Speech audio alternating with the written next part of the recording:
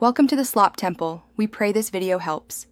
You start by opening the chart for the exact symbol you will trade. This reduces errors. Once done, set the time frame and apply indicators you use to define your setup, because stop placement depends on volatility and structure. Next, make sure the trading panel is connected to a broker or paper account so orders can be placed. You do this now to confirm order entry options are available. Confirming connection prevents last-minute surprises when you set stops. You calculate your stop using a method that fits your strategy, either a recent swing high/low, support/resistance, or an ATR multiple to match volatility, because the Y informs risk. Then enter your position using a limit or market order and immediately add a stop-loss order linked to that entry.